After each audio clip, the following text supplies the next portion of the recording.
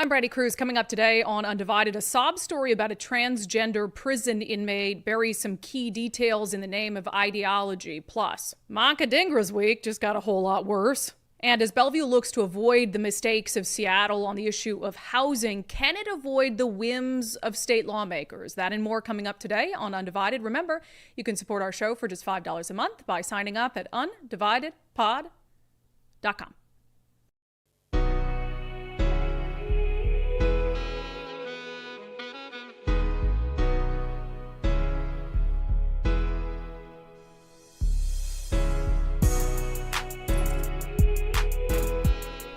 Hello, and welcome to Undivided. Thank you for being here. Thank you so much for your commitment to giving common sense a comeback. We sure do appreciate every single one of you. Man, we're having a great week. Unfortunately, it's going to be cut a little short.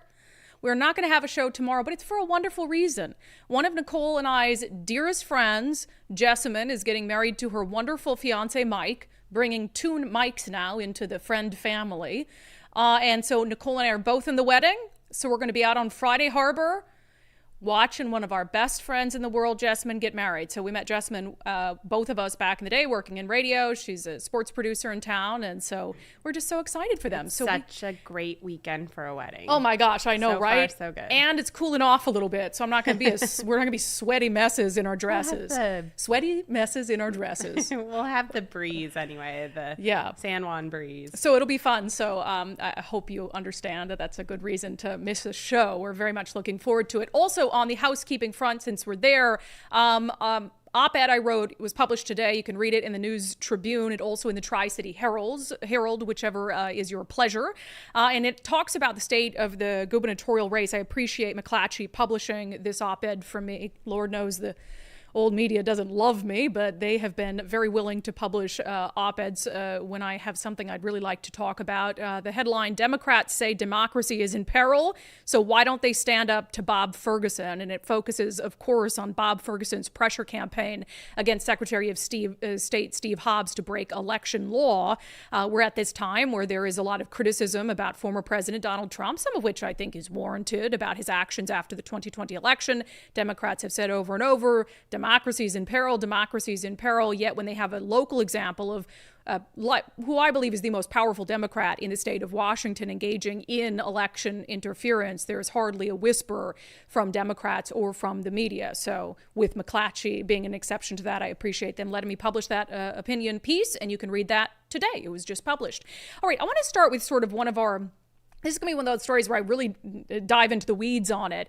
But to me, and I was talking to Nicole, we were deciding where to put this. I said, let's put it at the top of the show because it illustrates to me something we discuss on Undivided all the time, which is ideology above all else. Ideology above common sense, ideology above sanity, ideology before anything else. And for those people, there's really no getting through to them. And you can see the hypocrisy of it. It's just dripping with it. You also have people like that in the media, like individuals at The Stranger in Seattle. And they published this lengthy, 2,000-word article talking about the woes of a transgender inmate. Now, I have stated, just before I dive into this, my thoughts on transgender adults. If you're an adult, do whatever you want with your life. I genuinely don't care. However, I am firmly against biological men being put in prison cells with biological women.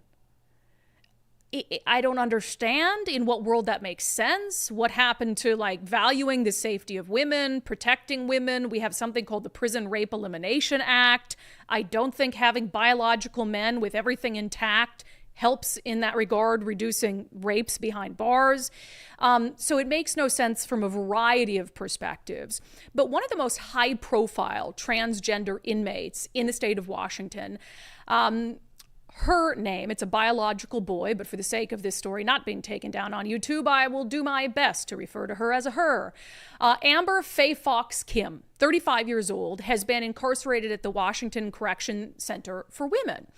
And that is, in line with what Washington State does. They basically, if you say you're a woman, they're going to put you in the prison with other women. And you can see the problems with that, right?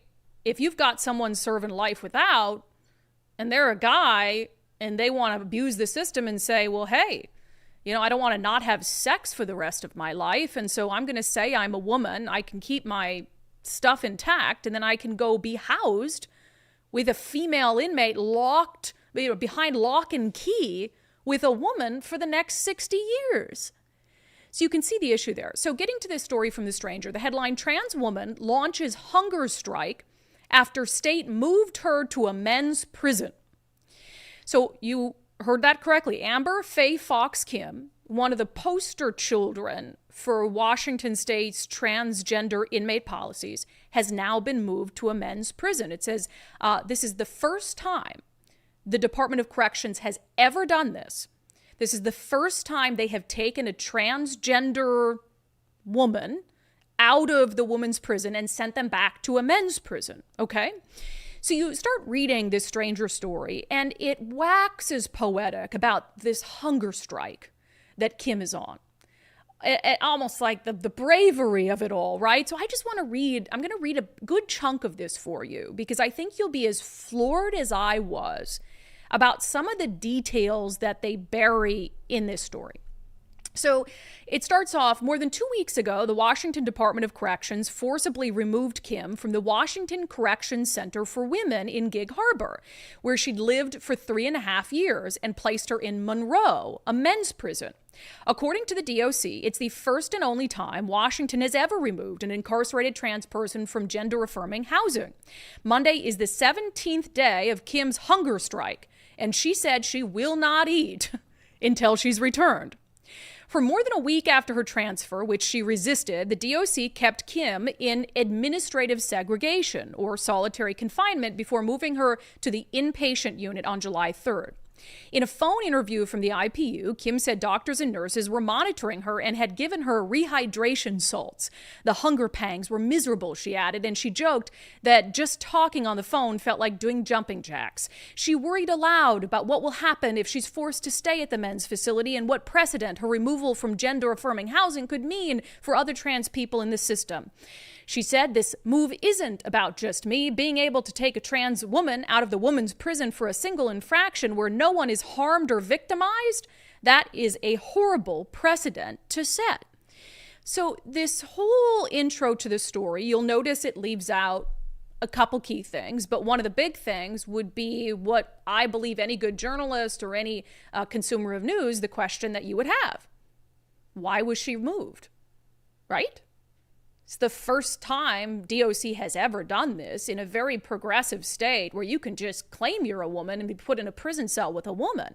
Yet she resisted. They forcibly took her out of the women's prison to Monroe, which Monroe's no joke. So why, right? Wouldn't you mention that like up at the tippy top? Why don't you guess why? Why do you think a biological man, what do you think a biological man did wrong? What is the most likely thing? I'm not going to laugh about it. What is the most I'm just laughing because Nicole's over there like, yep, they're going to guess it. What is the most likely thing a biological man did in a woman's prison that was an infraction? Had sex with a female inmate. Shock of the century, right? I'll read on. Kim's transfer came shortly after the DOC found her guilty of her first infraction. The agency said a corrections officer in the medium security unit discovered Kim and her roommate having sex in their shared cell. The department considers sex a 504 infraction, prohibiting it along with other acts of intimacy, such as hugging, kissing, and holding hands. Yeah, like holding hands is the same as having sex. I would also note before I continue that there is no such thing as consensual sex in a prison setting. You're not allowed to have consensual sex unless it's like a conjugal visit that's arranged. The Stranger goes on to write, but sex is also a reality in prison. During the 3.5 years Kim lived at WCCW, the DOC recorded 33 504 infractions. However, the state did not transfer any of those women who broke the rules, including Kim's roommate. So Kim told the Stranger over the phone, "I want to be treated the same as every other woman. They would not send another woman out of that facility. That is not a level of troublemaking that warrants this response. In a statement, DOC spokesperson Chris Wright told The Stranger that officials do not make housing decisions lightly. Quote, the goal with housing decisions is to ensure the safety of all incarcerated individuals and to provide the best possible support during incarceration to ensure successful reentry into the community for those returning. So again, we are now deep into this article, right? Now we finally know what this inmate did to be taken out of the women's prison and sent back to a man's prison. But The Stranger frames this as if this is just a matter of course, that like people have sex in the women's prison all the time. This is no different. Nicole, do you care to tell me one reason why this is different than other instances of inmates having sex in the women's prison? Because the equipment is different. He has a penis. He's 35. The inmate's 25. What else can happen different between two women having sex in prison, two men at a men's prison having sex, or a man and a woman having sex? What else is something different, Nicole, that could happen? You could get knocked up. You can get pregnant. Mm-hmm. And that is an incredible liability for the state of Washington. It's not even the same. And for this inmate to whine to The Stranger on the phone and say they would never transfer a woman out of that facility to, if they did the same thing, there are no other women facilities. So of course they wouldn't. They could put them in solitary confinement or something. There could be punishments for them. But you're a man who's been allowed to be in the women's facility for 3 years because you say you're a woman.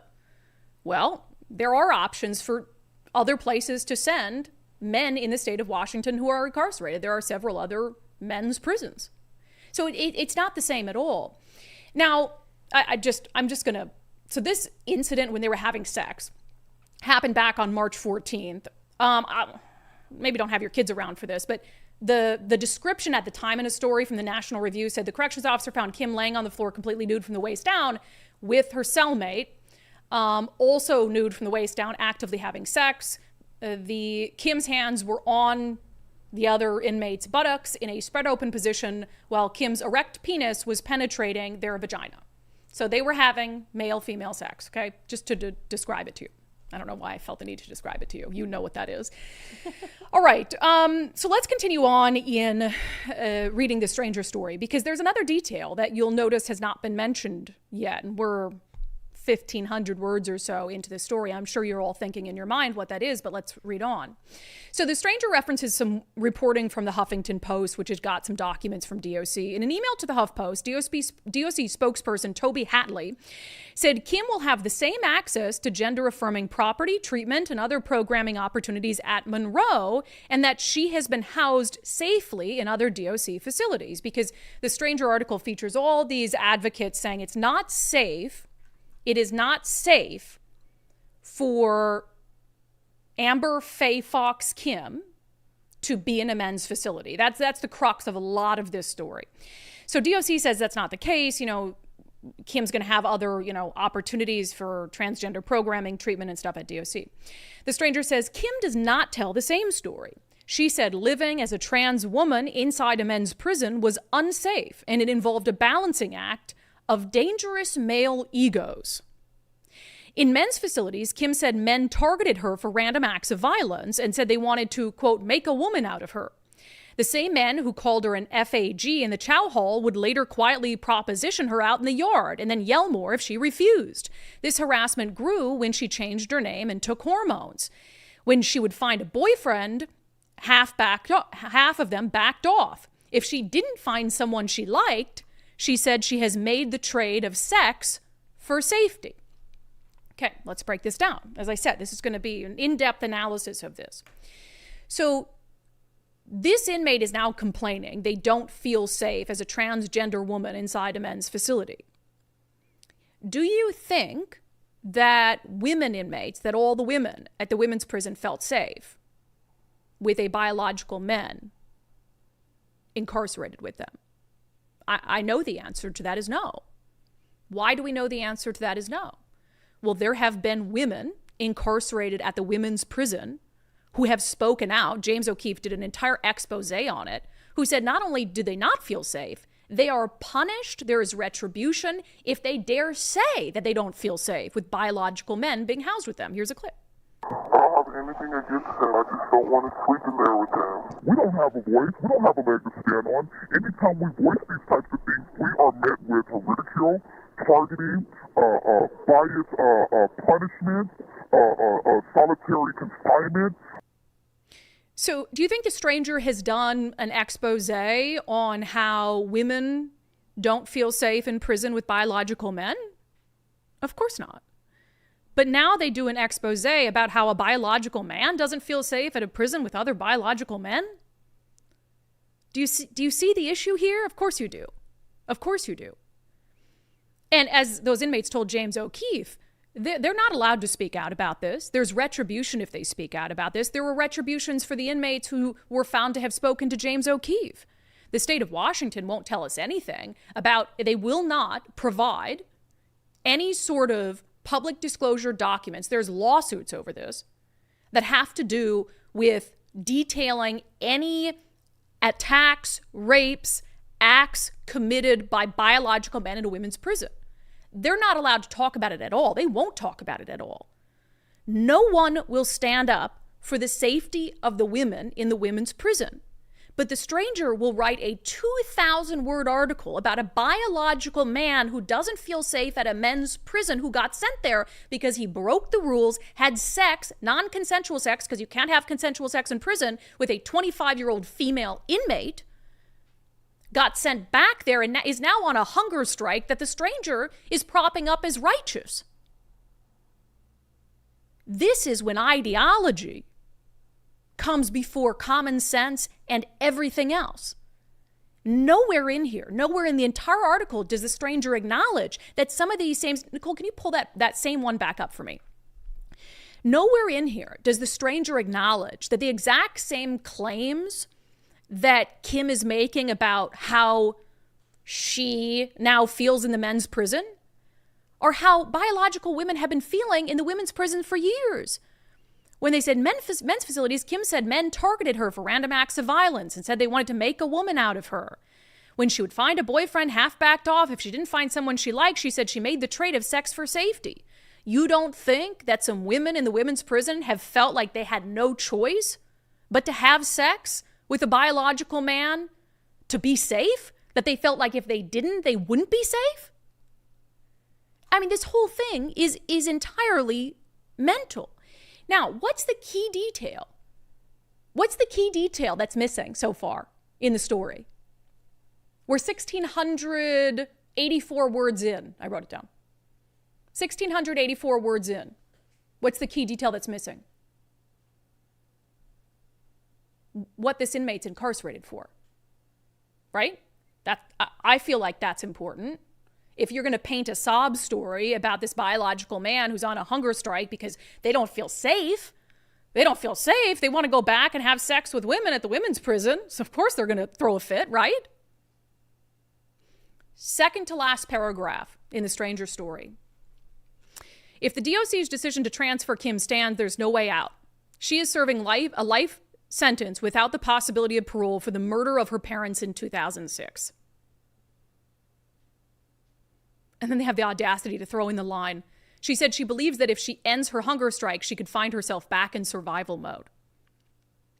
She didn't just murder her parents in 2006. She was convicted of first-degree murder. She fatally stabbed her father, Richard Kim. She bludgeoned and strangled. And you know what? The pronoun thing is too hard. He bludgeoned and strangled his mom, Terry Kim, to death. That's who we're talking about here. A cold-blooded killer.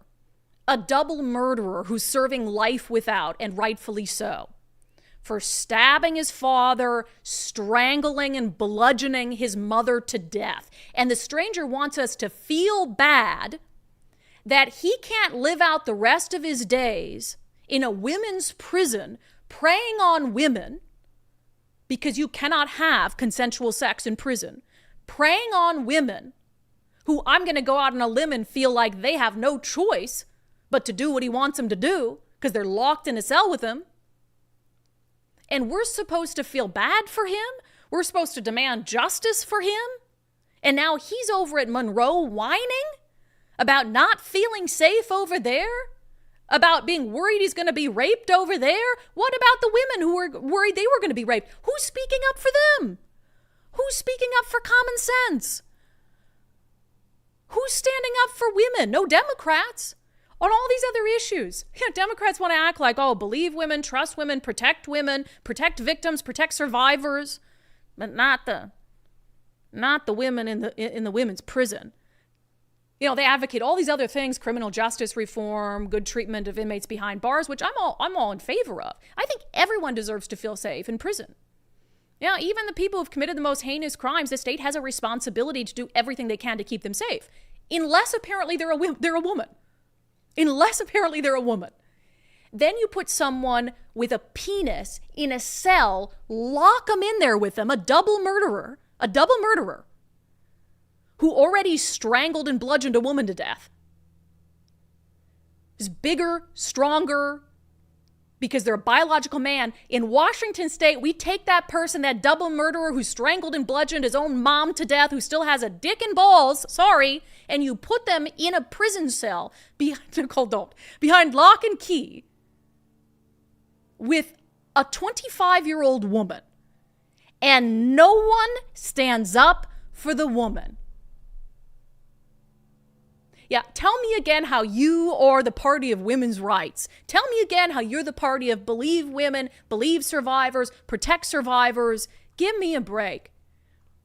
1,684 words before the stranger even mentions, and it's a throwaway, that this is a double murderer, a cold-blooded killer, that you locked in a cell with a biological woman who's 25, and now we're supposed to feel bad because they can't eat prison food because they won't. And they have hunger pains. They're complaining to the stranger over the phone about their hunger pains. Should have thought about that in 2006 before you committed a double murder, and you should have thought about that before you stuck your penis in a prison inmate who's 25. How is this real life? How is this real life? And then the state of Washington won't tell us about any of it. They won't tell us about any of it. Like we don't have a right to know because, it would put transgender inmates at risk of outing them? The other inmates know they're transgender. You don't think that every single woman incarcerated at the correctional center knows which inmates have penises and which ones don't? Of course they do. And I'm not saying some of those women don't, consensually say, yeah, let's have sex. Of course that happens. But it's still against the rules. You still can't do it. And it still exposes the state to much greater risk by then having, and this has happened, right? We already know it's happened, by having a prison inmate who gets pregnant behind bars. And then what the hell does the state do? Insane stuff. I am never surprised by the stranger, but this is as shocked as I think am capable of being about the swill that the stranger puts out. Give me a freaking break. All right, coming up next, we're going to get to our segment, Unbelievable. Manka Dhingra is having a very, very bad week. Just got a lot worse as the Seattle Times turns on her. First, I've encouraged you guys to take the First Mark Challenge, firstmarkinsurance.com. Firstmarkinsurance.com. We all need insurance, right? So why not have an insurance broker handle your insurance needs for you for free, locally? I did it. I took the First Mark Challenge. Mike and I did. We now have our personal insurance through First Mark, our business insurance through First Mark. Nicole has her personal insurance through First Mark. It's because it is a superior service. And to not have to go through every time you get an expensive renewal statement and be like, oh God, now I got to go shop for insurance. No, First Mark's got you. They're going to handle it. We hear so many wonderful stories about people, our viewers and listeners who've taken the First Mark Challenge. Maggie says that she ended up taking it after listening to me talk about it forever because she had to resign from her job after an unexpected situation. She says, she was skeptical about whether it would save her money. I'm very happy to report I was connected with Levi at First Mark. After he reviewed my car and home insurance, he recommended a new bundle that was half the cost and better coverage. I was very surprised and so thankful, Maggie. So take the First Mark Challenge today. Firstmarkinsurance.com. Firstmarkinsurance.com. The very best part is they work for you. All right, I want to dive right into Unbelievable today because the Seattle Times has now picked up on our reporting about Manka Dhingra's lies. Let's get to it. I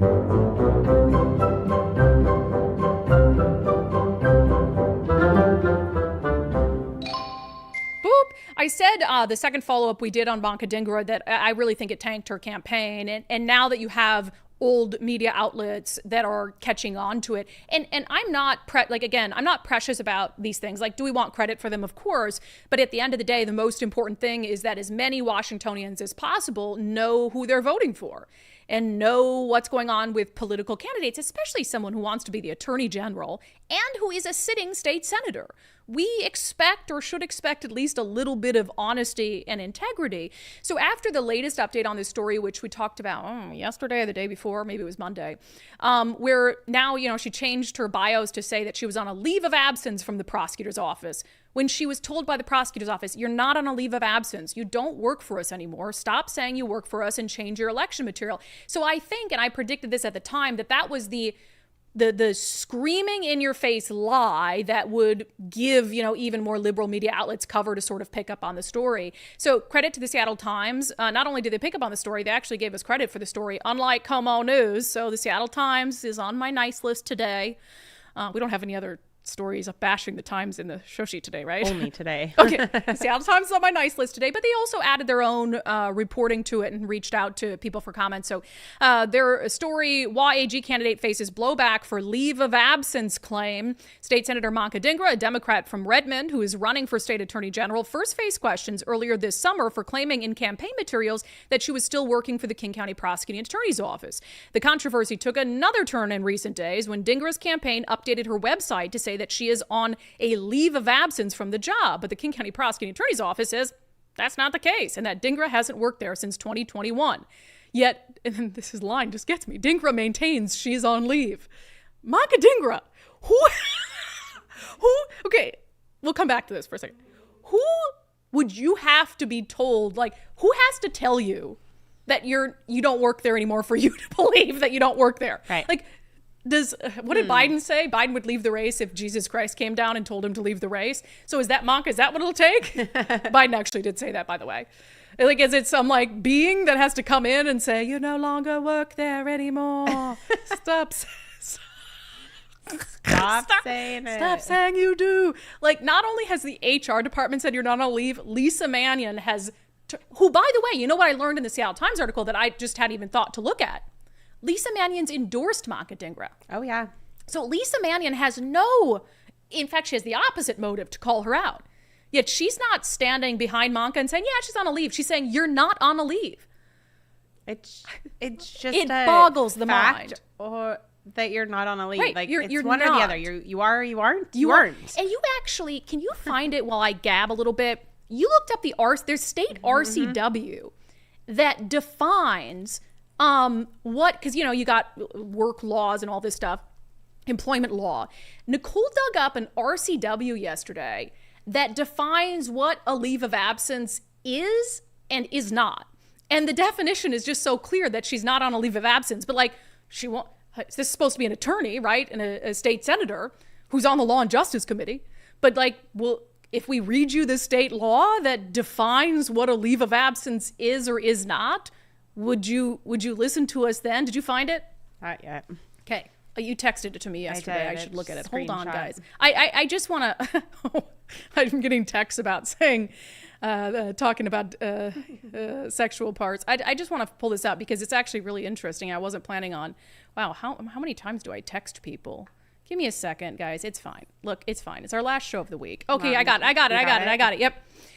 Okay, a leave of absence does not exist if the employer offers you only a preference for rehire or a promise of a job if work exists at the end of the leave. An employee-initiated leave that only provides fringe benefits during the leave or preferential status for reemployment is not a leave of absence, but a voluntary quit. In our state RCW. In state RCW, well, this is what Washington Revised Code is the administrative code 192-170-080 of the WAC. That's the textbook definition. So anyway, you guys know she's not on leave of absence, but she's still telling the Seattle Times she's been caught red-handed twice, and she won't relent. Goes on to say, this is what she told the Times: the arrangement has always been that when I'm not running for an election, a competitive election, I go back to work. But again, that's not what the prosecutor's office says. I think they have to figure out, and then she blames them. Oh my God, she blames them of the prosecutor's office. I think they have to figure out internally what's going on and then let me know because I've asked. What? And they answered. This is like bordering on now where like this is like seems like a mental health crisis. It really I hate to say that, but what do you mean they have to find out internally what's going on and then let you know? They let you know in multiple emails that you don't work there anymore. Like just because the old prosecutor told you we'd love to have you back anytime does not, according to the state WAC, right? We just read it to you, does not mean you're on a leave of absence. And even if you thought it did, the current prosecutor is telling you you're not. So what do they have to figure out internally? The audacity, right? Oh. I mean, the narcissism to say, oh, no. I'm on a leave. And they need to figure out what's going on in there because I'm on a leave. It doesn't matter what they say. I'm on a leave of absence. That is straight up narcissism. Yeah, and even Satterberg, who she accredits her leave of absence with, I don't know, or says that whatever. He's even said, well, I'm sure she could have a job if she wants. If she wants it back, but she doesn't work there. So this is the stupidest thing. It's the stupidest lie to continue to triple, quadruple down on. And they say Brandi Kruse, host of the political podcast UnDivided, first reported on the discrepancy in June. Thank you. Is that so hard? I know. We appreciate that. Nice. I don't need it, but I like it. And to be fair, Jason Rance covered it and also gave you credit. Yep. Yeah. So I love that. So anyway, unbelievable. Even in the Times, she's like, no. I'm on a leave of absence. Jesus hasn't descended from heaven and told me I'm not. Like, I don't even know. I haven't got the telegram I don't know what it'll take. So Manka Dhingra, you tell us whose opinion would matter in this scenario for you to know that you're not, I mean, even the PDC filings. She hasn't reported any income for 2022 or 2023 from the office. So again, you're not getting paid. You're not going to work. They say you don't work there. The WAC says you don't work there and you're not on leave of absence. I don't know who you need to hear it from. And most importantly, I don't know. Why does it matter? Why is this the lie you're gonna? I don't understand. It doesn't matter if you said former. Nobody would have said anything. Literally, nobody would have cared. Less of the job. Nobody would have cared. I think part of that is her husband's very wealthy, and so I think she doesn't want to be seen as like just somebody who doesn't have a job and goes to the legislature for 3 months a year but isn't like working otherwise. Because people would be like, well, how can she do that? And look in, and her husband's worth millions. So maybe she doesn't want to come across as she's just a rich, wealthy, upper class person, and she doesn't want to come across that way. I think that's probably what they also mentioned in this article how much each candidate has raised, which did concern me, and I wanted to point that out because it concerns me. But it said Brown has a little over $1 million, she's a little under $1 million, and poor Pete it's only raised all up like just 120. Under, I think it was 190, wasn't it? Or no, 120, under 200,000. Yeah, so under 200. So if you want change, you gotta cough up money, people. I mean, I donated this cycle and last cycle for the first time ever because we weren't allowed to reasonably so when I was in mainstream news. But, we're not rich and we're like, we got to figure out a way to just make it work. And, as a couple, because they need money to get their messages out there. I mean, that's the bottom line. And, a lot of people just donate like $50 to a campaign. And that's perfectly fine. You can donate $10. Yep. I think you can donate $1 if you really feel like it. But it does make a difference. It truly does. Get involved thing. That's part of how Democrats win, man. They are able to raise money. Okay, we do have a lot of national news to get to today. However, I want to focus on some other things happening locally.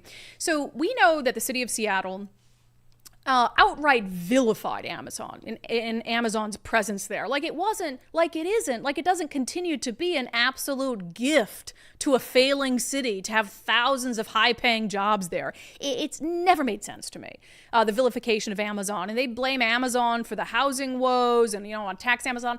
Now, some of that I think is true. You bring a bunch of high-paying jobs into the downtown core, of course, apartment prices are going to go up. But had the city of Seattle said, hey, let's work with Amazon to really be smart, to plan smart, to try to make sure that we have, all the infrastructure, everything we need as a city and people aren't priced out, et cetera. You would have got a lot. Oh, I'm going to try to remember the saying again. Caught more flies with honey, more bees Bees with honey? Badgers? You catch more flies with honey.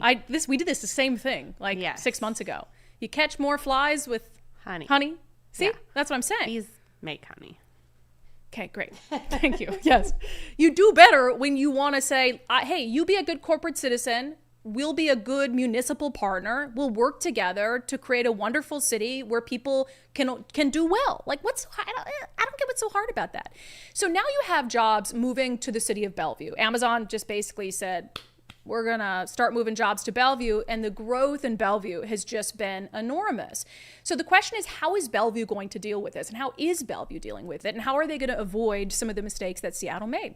This segment is brought to you in partnership with our friends at the Rental Housing Association of Washington, who have a huge stake in this, obviously, to make sure that Bellevue doesn't fail like Seattle does, and that, landlords and housing providers can continue to have units there and be successful. And yes, keep prices as low as possible so people can afford to live there. By the way, if you are a landlord in Washington, I highly recommend signing up for RHA. I think it's $260 a year to be a member, and they can help you through all this nonsense that's going on. So rhawa.org. So anyway, to talk about this issue, we wanted Bellevue City Councilman Jared Newenhouse to come on the show and tell us just that. Like, what are you doing to avoid, as you grow, to avoid some of the issues and some of the conflict that arose in Seattle? Councilman, welcome to Undivided. Thank you so much. Thanks for having me. Yeah, so I want to talk about the growth Bellevue is seeing. I mean, it's insane. Some of that from Amazon, ditching Seattle and saying, enough with this. Like, let's go find a city that appreciates our presence. But we know, I'm not going to deny that Amazon's presence in Seattle created some issues, housing costs, especially with rent, went up pretty significantly. I think some of that had to do with Amazon and the high-paying jobs it brought in. So how does Bellevue approach that? When Bellevue says, open arms, Amazon, like, we want you. We want what you have to bring to our city, but how do you also balance the challenges that brings with it?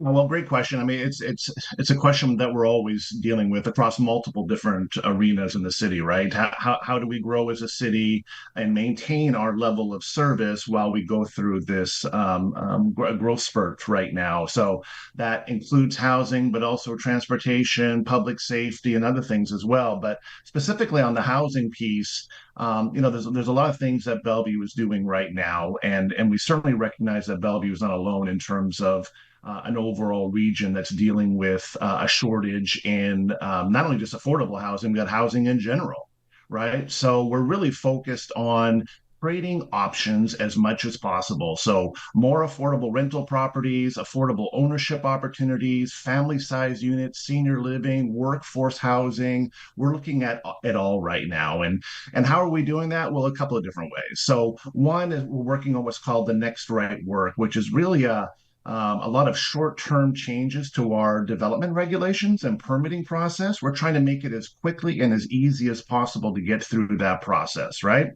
Then the city also adopted our affordable housing strategy. That was back in 2017. We'll shortly be looking at that again coming up, I believe, in a couple of years. But we've already surpassed that goal of creating affordable housing, which is great. It may have been a little bit low, but it was hard to really anticipate the need back then. I think back in 2017, it probably looked like a big goal, but we need to do more. And then we also are allowing faith-based properties to develop density and develop affordable housing on their properties. As in some cases, congregations shrink or they no longer need the vast amount of space on their property. Some of them have seen as a way to bring in additional revenue to that church, to that faith-based property is building affordable housing directly on their property.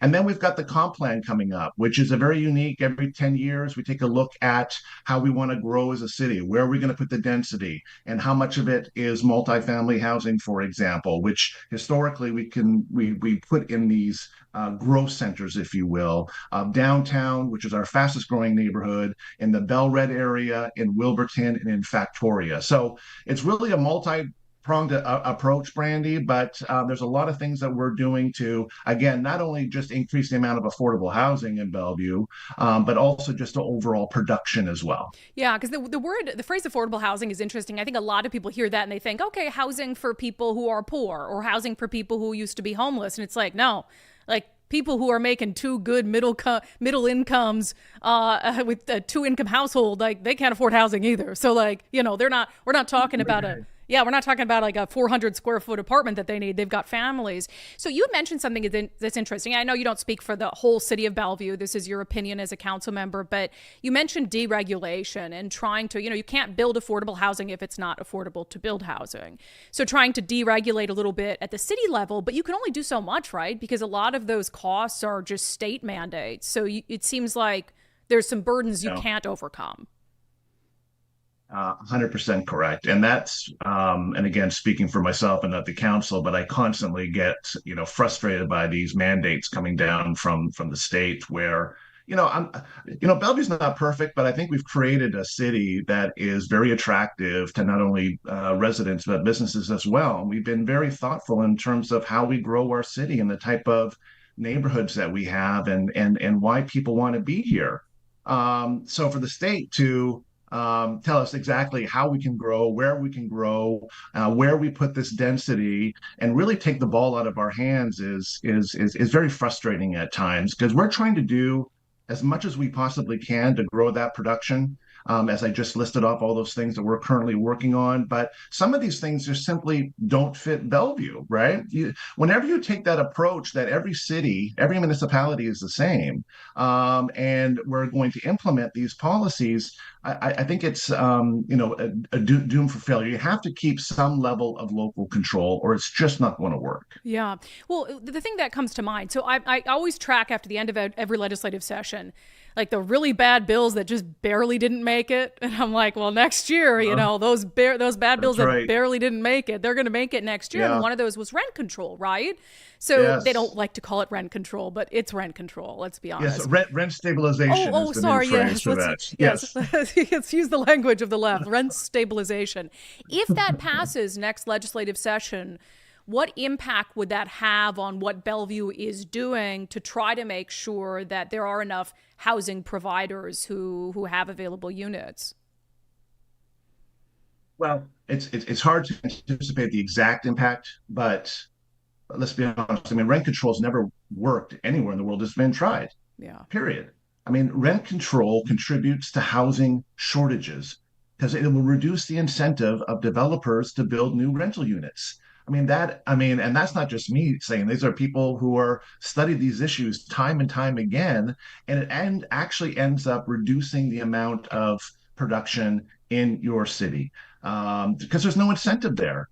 Developers will simply go to another region or go to another city or another state if they are forced to build rent control units. So it will have a negative impact. Just as a lot of these other regulations that have resulted in Seattle losing over 7,000 housing units over the last few years because of so much government regulation and bureaucracy that doesn't make sense for the developer, the property owner. They're just going to get out of the market and put their money somewhere else or do something else. Is your city ready to push back against that? Because we saw how Seattle responded to housing issues by vilifying Amazon, by putting all these burdensome regulations on landlords. Like any person with a brain would have told him, like, that is not going to go well for you. I don't know what you're doing. And Bellevue has gone further to the left. I still think there are very business-minded Democrats in Bellevue who understand, like, that's important. So I don't want to compare Bellevue to Seattle, like, on any even playing field. But do you believe that your colleagues are ready to push back against rent control? We really haven't had an open discussion about rent control. And again, it might be out of our hands if it's mandated by the state. But you can fight. That conversation will. Yeah, absolutely, we can fight. I don't know what their level of commitment will be and their appetite will be to fight. Certainly, I'll be one that will be fighting, but we'll see what my colleagues do when that time comes, because I can pretty much guarantee that is going to happen next legislative session for sure. Yeah, and if it doesn't happen then, you're going to see the same sorts of push, the pressure and push from a certain activist class that Seattle got. If that's not happening in Bellevue already, it's going to start to happen as Amazon sets its sights on Bellevue. So task is you get your friends on the council ready to fight. today. Work on that, okay? Yep. We'll do. Yeah. And I think I saw a clip that you actually posted to one of your social media channels, but I'm a fan of Pierre Poilievre up in Canada. And and he has it exactly right, where, government does not create housing. It's private sector developers who do that. And too often government gets in the way of production of units across the board. The government gets so prescriptive as well that we need, X number of units in the 0 to 30% AMI, and then the 30 to 50 and 50 to 60. I mean, and then it gets so prescriptive that it simply doesn't pencil out. Yeah. And then again, people will put their money or move to another state to develop that housing when they could have done it here. I mean, I appreciate what they're trying to do, right? All government elected officials, I believe, are trying to do the right thing. They're trying to solve problems. But unfortunately, sometimes their best intentions further exasperates the situation instead of just getting the hell out of the way. Yeah, 100%. 100%. Yeah, the answer to our housing crisis is not going to be more government regulation. So, Councilman, we appreciate it. And I do appreciate Bellevue's continued sort of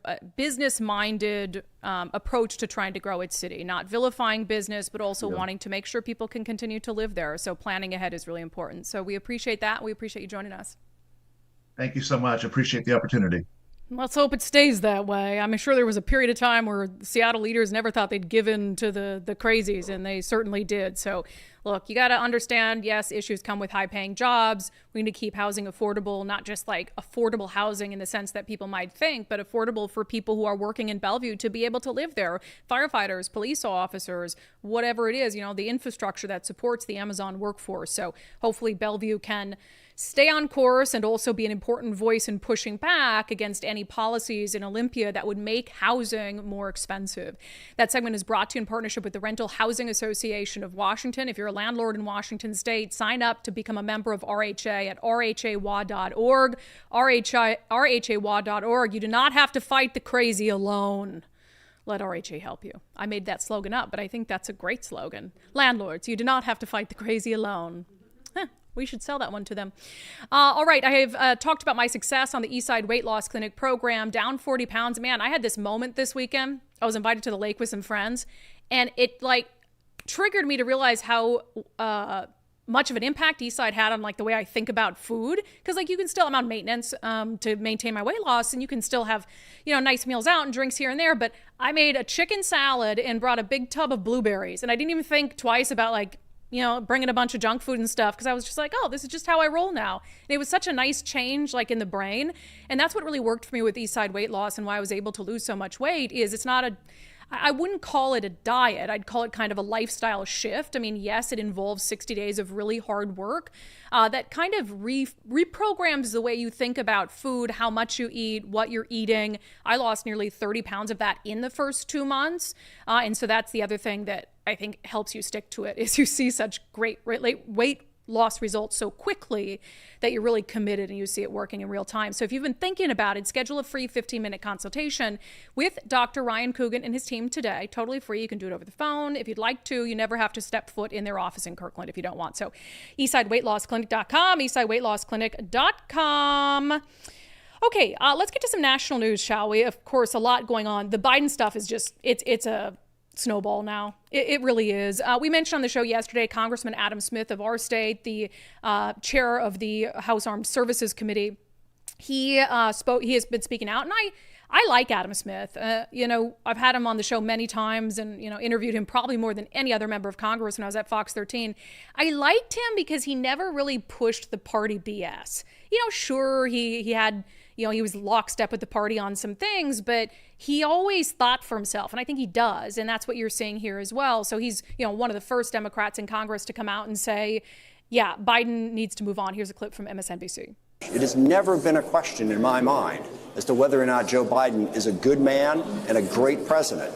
The question is, can he prosecute the case against Donald Trump and for the Democratic message and our policies going forward? And I have not changed my opinion that there are many other prominent Democrats who could prosecute that case better, and the stakes are so high, We just shouldn't take that risk. Yeah, so I like that in that, he's been more forceful too in talking about things that are happening with Biden and his mental decline. So love that, on board with that. Here's where he loses me a little bit. Do you think there should be an open convention, or do you think there should be a nomination of Kamala Harris, who's been on the ticket with him? Yeah, I leave that up to the DNC and to the delegates. Personally, I would support Kamala Harris. I think she's done a great job as vice president, particularly in the last couple of years. She's been a very strong voice on a number of important issues. I attend the Munich Security Conference every year. She's been taking the lead for the administration at the Munich Security Conference, talking about Ukraine, talking about NATO in a very strong and compelling way. Certainly on choice, she has also been strong and compelling. Well, come on. Show me the clip of Kamala Harris being strong and compelling on anything. That disappoints me from Adam Smith, because he's very good on global affairs and on those issues. And there's no way that Adam Smith genuinely thinks that Kamala Harris would be able to handle Putin, would be able to handle Xi Jinping. I mean, there's just no way. Can you imagine Kamala Harris face to face with former KGB agent Vladimir Putin, like trying to tell him how it's going to be? What was her line? You think you just fell out of a coconut tree? She's going to have her Venn diagrams. Like, let me show you why I think you should withdraw from Ukraine in the Venn. Adam, come on, Congressman. You're a very, very smart man. And you understand that Kamala Harris is not equipped to deal with the depth and breadth of the issues on the global stage. That's ridiculous. I really do, though. I'll give you an opportunity. Send me one clip where you say that she has been effective, strong, forceful on any sort of issue of importance. I mean, the border, has she been to the border yet? I think, didn't she finally make or did she just go to Texas and then she didn't go to the border? I don't know if if I've seen any. Did she place that they thought she should go? But okay, yeah. Well, Biden never does either. You go to the cleanest place, whatever they can clean up the most easily. All right. So another sign that Biden, I think it'll be a week. I give it 1 week before Biden's done, before he comes out. There's just too many, too many. What is it? The phrase I'm looking for. Too many somethings falling. Too many apples. Oh, that's not it. Why axes fall? What is it? Why whenever I reach for some sort of phrase, I can never think of what I'm trying to say. It's as if I don't talk for a living. I blame my concussions. Speaking of Joe Biden and, word recall and memory. The analogies. I can never think of what I'm trying to say. Doesn't matter. Yeah. I'm just going to make up my own. There's too many coconuts falling from the tree for them to put it back on. So anyway, this one is the biggest, I think. If anything were going to influence Joe Biden's decision, it's that George Clooney dropped an op-ed in the New York Times saying Biden has to go. The headline, I love Joe Biden, but we need a new nominee. He said, I love Joe Biden as a senator, as a vice president, and as a president. I consider him a friend. I believe in him, believe in his character, believe in his morals. In the last 4 years, he's won many of the battles he's faced, but the one battle he cannot win in the fight against time is the fight against time. None of us can. It's devastating to say it, but the Joe Biden I was with 3 weeks ago at the fundraiser was not the Joe Big F and Deal Biden of 2010. He wasn't even the Joe Biden of 2020. He was the same man we all witnessed at the debate. It is fair to point these things out. This is about age, nothing more, but also nothing can be reversed. We are not going to win in November with this president, blah, blah, blah. On top of that, we're not going to win the House. We're going to lose the Senate. This isn't only my opinion. This is the opinion of every senator and Congress member and governor that I've spoken with in private. Every single one, irrespective of what he or she is saying publicly. And I think that's critical there. They're saying a very different thing. Even George Clooney is saying behind closed doors than they are publicly. So again, it's just kind of, this is a trickle down. And Nancy Pelosi was on Morning Joe today, and she made some comments that, this isn't it, but I just want to play this video, but she's made some comments that hint at where it does not seem like she is fully on board with what did the guy yesterday, riding with Biden. We're riding with Biden. We're riding with Biden. Here's her kind of lukewarm response to some peppering on Morning Joe. Does he have your support to be the head of the Democratic ticket? As long as the president it's up to the president to decide if he is going to run. We're all encouraging him to make that decision because time is running short. I think overwhelming support of the caucus. It's not for me to say. I'm not the head of the caucus anymore, but he's beloved. He is respected, and people want him to make that decision, not me. He has said he has made the decision. He has said firmly this week he is going to run. Do you want him to run? I want him to do whatever he decides to do. And that's a no. That's the way it is. Whatever he decides, we go with. That's a no, because remember when he said, I'm in it, and he sent the whole letter to Congress saying we need to come together, that would have been the cue for Nancy Pelosi, if she really was behind him, to be up there and to be saying, he's our guy. He's our guy, because he has made the decision, as was pointed out to her. So the fact that she's flip-flopping on it, or she's being meek in her response, tells me that she doesn't want him to be running, or that decision has already been made. They're just figuring out how to execute it. So I give it 1 week. What do I want to bet? What do I want to bet? What do I want to bet? How about just steak for me? Okay. I will buy Nicole a steak dinner if Joe Biden is still in the race 1 week from today.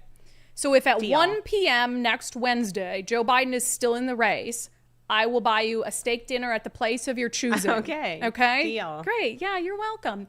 I did ask you guys in our daily subscriber show poll today about this. I don't love to do national issues on the show poll, but it's been interesting to gauge your reactions as time has passed since the debate on sort of where things are at. And I think there's a growing belief that Biden is going to leave. So the question I asked subscribers on Patreon, Locals, and X: should Democrats replace Joe Biden with Kamala Harris as the party's 2024 nominee? Do you believe it will help or hurt their odds of beating Donald Trump? Help, hurt, or no change? Most people are saying hurt. That Biden would be better than Kamala. And I agree. The polling has shown that, right? I mean, the polling has shown that people think she's doing a worse job. Now, it might re-energize the base a little bit to say, now we've got someone new. So I don't know. I think they'll only get more money. That is one thing, but I don't think that wins the race for you. So let me put it this way. Even though he's got some serious health issues, let's just put it that way, she won't be a better president. I mean, for the reasons I articulated earlier, he can't string a sentence together for cognitive reasons. She can't string a sentence together for intellectual reasons. Now, I believe she's a smart woman in the areas that she has experience. I don't believe that she knows anything about foreign affairs. We've seen that. I mean, she was in Seattle trying to talk about school buses, and it's so simplistic the way that she talks about things. So I just don't see her as a good replacement. Let me see here. Bev says it depends on who the VP pick on the Democrat side would be in terms of whether it helps or hurts. I think that's a fair point. That's something I haven't even thought about. Who would the VP pick be? Whatever, I'm not going to say it. Chris Holbert, sometimes I want to say something and then even on this show, I just shove it deep down inside. Chris Horblitz says, if the elections were fair, it would hurt, but the donkeys, the Democrats, are going to cheat no matter who it is, so no change. Ricky says they should because it's the right thing to do, but it would likely hurt their chances of beating Trump. And, at this point, I don't know. I think it's a wash. I think whether it's Kamala or Joe, I think there's some advantages to it. But Kamala on the debate stage, like I said, it's not going to be a disaster for cognitive reasons. It's going to be a disaster for other reasons. They won't have any excuses. They can't blame it on a cold or because she's young and spry. So I don't know. Travis says, cackles Kamala could bring up different lines of attack at debates and ads, but a smart GOP could neuter lots of those charges. I think it will help, but it's not enough. Yeah. So I'm not sure that. But what choice do they have? It's going to happen before Wednesday at 1 p.m. next week. It's going to happen. And that seems like I had thought Gavin Newsom, but someone maybe realized that that's not likely because Gavin doesn't want to lose, right? Because then he would never run for president again, because that's typically how it goes. And he wants 8 years in the White House. So he's going to run when it's not such a disaster. So I kind of see that as well. So, all right. We're going to get to Florida Report coming up next. It's been 2 weeks since we talked to Miranda on the show. We don't have a Thursday show this week, but we're like, we can't not have you again this week. So she'll join us coming up in a moment. First, if you're in the market to sell your home, check out our friend Wes Jones at sellwithwes.com. Wes has been doing this for a long time. He has been through the ups and the downs in the real estate market, and he's weathered it all. And his clients love him because he's very knowledgeable of the market, and he's very knowledgeable about what buyers are looking for. Bryce and Carla got in touch with Wes when they went to sell their home in Bellevue to move to Florida. He was extraordinarily detailed, and he knew our neighborhood and our properties in the neighborhood very well. He gave us a really great comp plan, showed us what other properties were selling for, and most importantly, he helped us to understand the dangers of overpricing. And we thought what we knew we could get for the property, but we didn't, at the same time, he breathed the air of reality into us, said, look, guys, you want to get that out of the property, you're going to need to start at a certain point, and you're going to let the market come to you. And that's exactly what happened. He was exactly right about that. So his knowledge of the market and his professionalism and his attention to detail is all that made the difference to us. Yep, and they sold their home in 7 days for over list price, and now they're enjoying life in sunny Florida. So if you're in the market to buy or sell a home, reach out to our friend Wes Jones, sellwithwes.com, sellwithwes.com. Start by using their home value calculator if you're a home seller to see how much your home is worth. It might be worth more than you think. Sellwithwes.com, a better way to sell your home. Man, it is Wednesday, but I'll be damned if we were going to go another week without checking in on what's happening in the Sunshine State. It's our segment, Florida Report. It's not even controversial anymore. People know in Florida their freedoms are going to be respected. Miranda, welcome back. We haven't seen you in 2 weeks.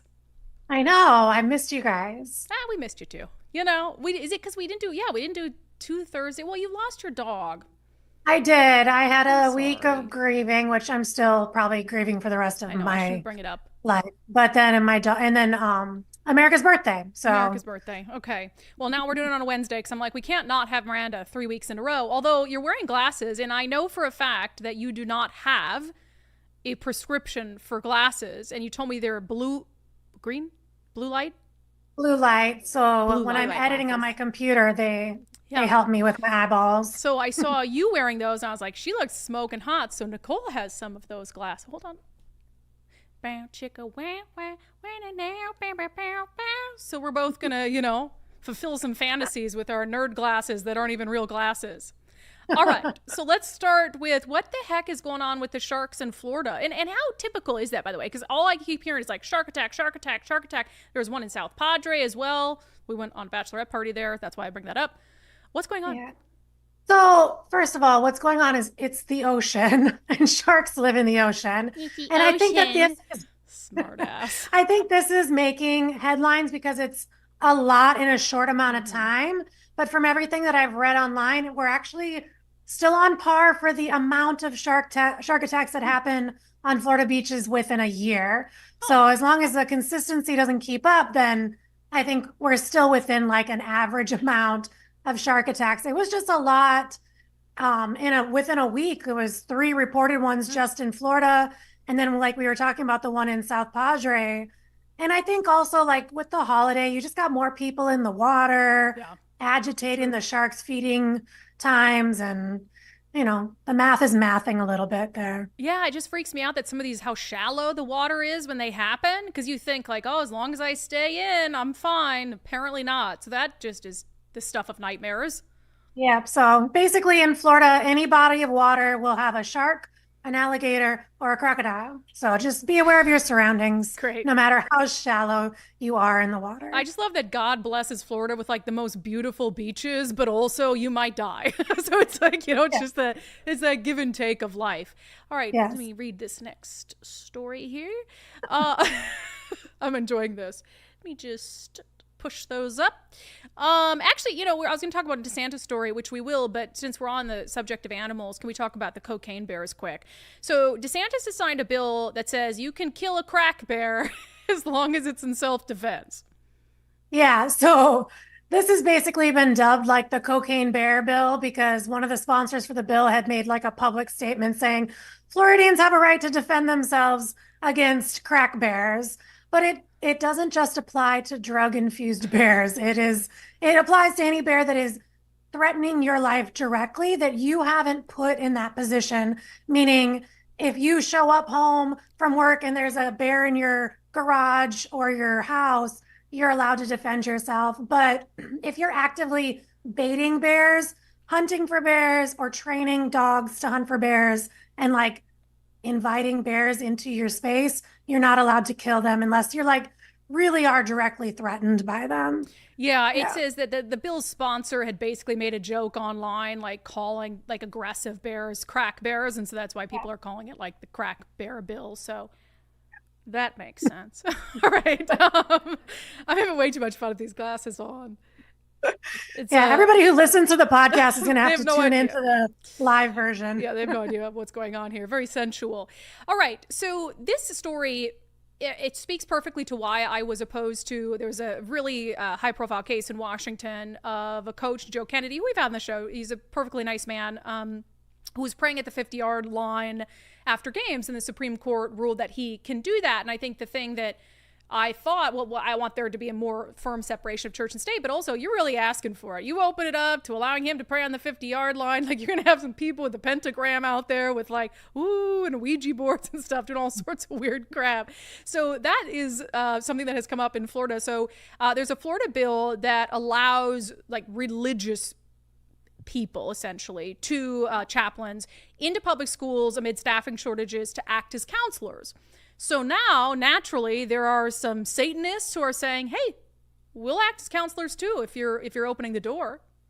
Yeah, and I did a little research into how long Satanism has been a recognized religion in the United States, and it's been pretty recently. As of like 2013, they started getting recognized as a religious organization. So this is very Florida too, because DeSantis has a way of like allowing certain things to happen, but then he's like, but wait, not that, which in this situation, I think it's like, it's a perfect example of that, because you're allowing religious leaders to come in and like fill positions that need to be filled during staffing shortages. But like you said, you're going to get all types of people, and the Satanists are kind of notorious for poking at the conservatives. So I do believe that they're making a point here more than actually trying to like involve themselves in schools. And their point is well taken. This was Lucian Greaves. I don't know if it sounds like a devil name, so I don't know if that's a real name, but co-founder for the Satanic Temple, said nothing in the text of the bill serves to exclude us, and no credible interpretation of the First Amendment could. Should a school district now choose to have chaplains, they should expect Satanists to participate as well. So I do see, and again, I don't know if they're going to attempt to do that. First of all, if chaplain wants to fill a school counselor role as just a person, and not as a religious entity, just because they are a chaplain elsewhere, that's fine. But if you're going in as a chaplain and serving in that capacity as a religious leader, that's completely inappropriate in public schools. It just is, Ron DeSantis. So he does take things too far, and you're totally opening the door for someone to challenge it, sue, and to win. So as usual, DeSantis, I love the whole sort of, freedom, good values and all of that, but don't take it too far. Okay, that's Miranda. True. I've very much enjoyed this. And glasses session. I appreciate you. Thanks for being here. Goodbye. You're welcome. Goodbye. It's not even controversial anymore. People know in Florida their freedoms are going to be respected. That was fun. Maybe we should have a prop for every episode of Florida Report. She's got the dead alligator head. We could figure something out. Glasses make you feel powerful and smart. They definitely make you feel smart. Yeah, maybe. But, alas, I got my eyes checked like 6 months ago, and he said, you're good. And I'm like, well, kind of bummed. I was like, I'll just wear fake ones. All right, before we get to questions and comments in our closing sanity check, which is chef's kiss, our friend Zach Abraham of Bulwark Capital is having a Know Your Risk webinar coming up on July 25th of this month. Highly recommend signing up. You can passively listen to it just for some advice if you'd like. I think one of the things that they really want to get across to people is the danger that inflation poses to your retirement plans and your retirement portfolio. They call it the silent portfolio killer, and there's a reason for that, right? We all have in our minds what we want our retirement to look like, but in a big inflationary environment, your money's not going to go as far. So can you still afford the retirement that you want? So again, that webinar is happening July 25th, 3:30 p.m. You can sign up for free. KnowYourRiskRadio.com. KnowYourRiskRadio.com. They'll also talk about some other threats to your retirement, like the looming election, global unrest, rising cost of living, and the market volatility, which is also on everyone's minds, especially if you're getting close to retirement. So sign up. KnowYourRiskRadio.com.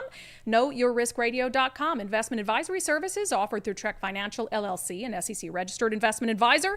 Investments involve risk and are not guaranteed past performance. Doesn't guarantee future results. Trek 24 888-244-244. Go to knowyourriskradio.com and we will go to Super Chats. Matt Gilbert with a $9.99 Super Chat. The stranger stands up for the patriarchy. For when he gave me $10 for when our episode gets demonetized for me saying D&B, which just came out. I apologize. And he also said, happy wedding for Jessamine. Rick Eckert, $5 for the swear jar. If Mike counts your meat and 2 veg comment as a swear. I don't think that that's an FCC prohibited word, right? Because Dick can be a person's name. Oh, yeah. No. Yeah. It's Probably just about depends on the the way comment. you use it in slang. If you use anything in slang, then it... That yes. wouldn't have been good for FM radio. Probably not Okay, good. gotcha.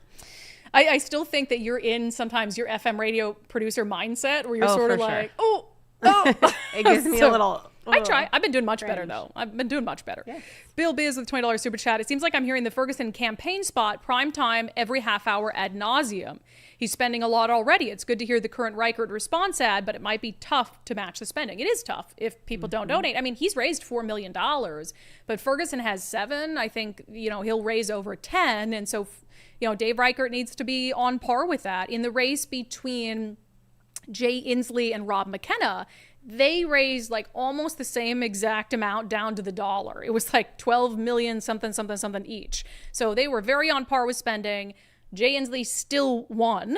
And so money is just important. So if you have a candidate you like, even if it's not Reichert and it's in a different race, just like $5 or something, if you can spare it.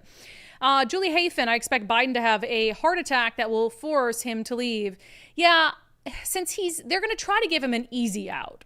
So I feel like there has to be some sort of development. So it's not like, oh, people want me to leave, so I'm going to go. I feel like there has to be some sort of incident that makes it easier for him to back away. To save face. Yeah, and I want the president to be okay. I really would like him. He's put in a lot of service to the country. I want him to be able to spend time with Jill in private and enjoy, their years together. Well, so, and I want to save face of this country.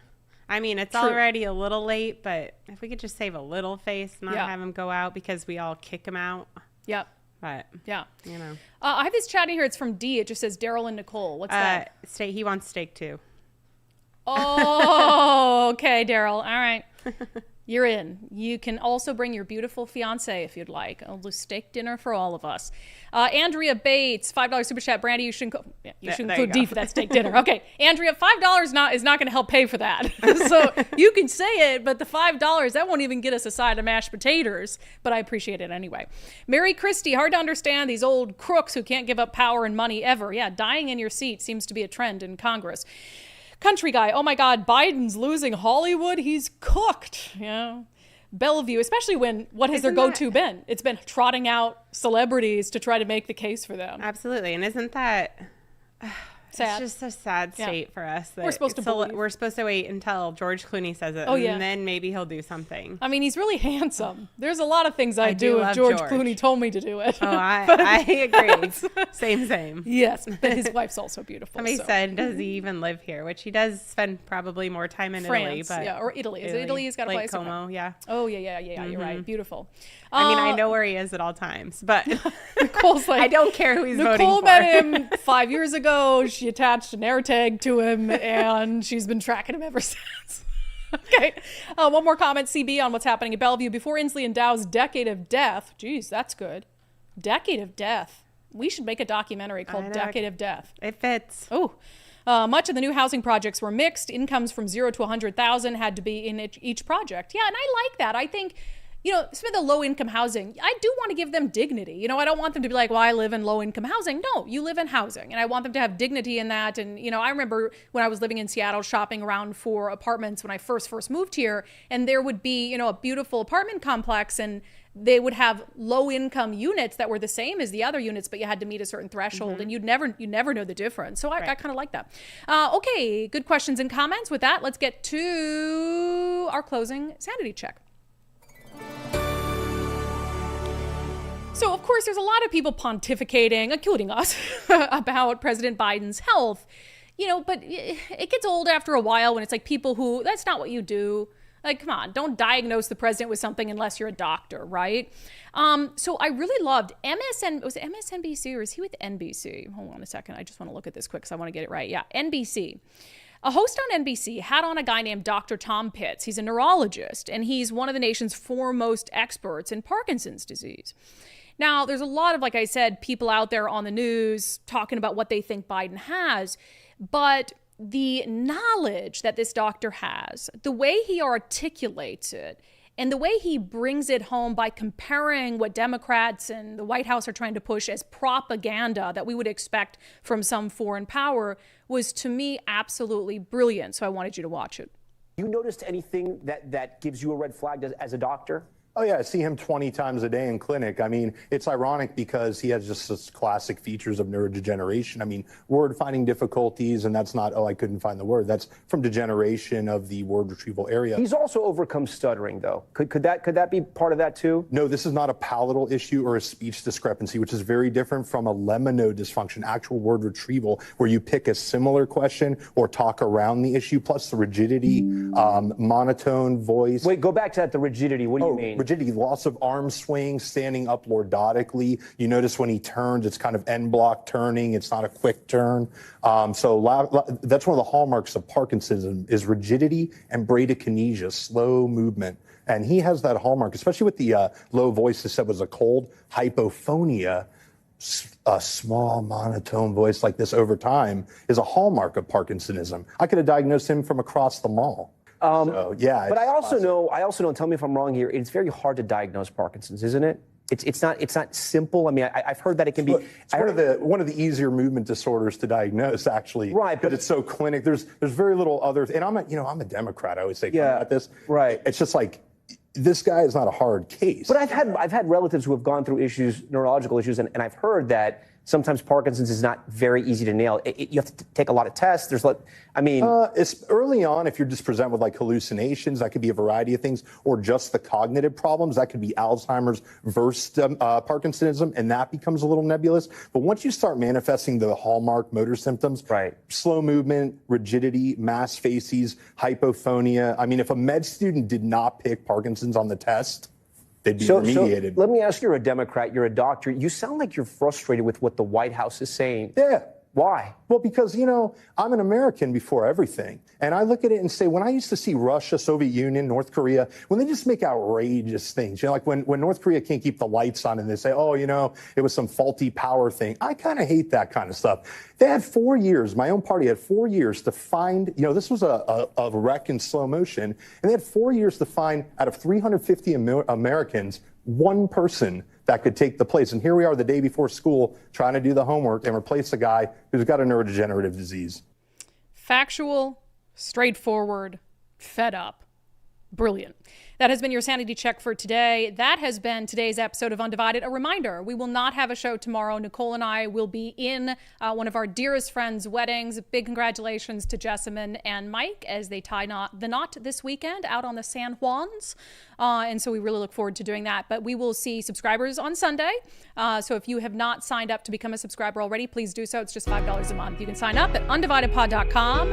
undividedpod.com. If we don't see you on Sunday, we'll see the rest of you back here on the live show tomorrow at noon. While you're at undividedpod.com, make sure you check out our merch store. You can get 25% off our Common Sense collection right now using the code Sanity24 promo code. I said the prode.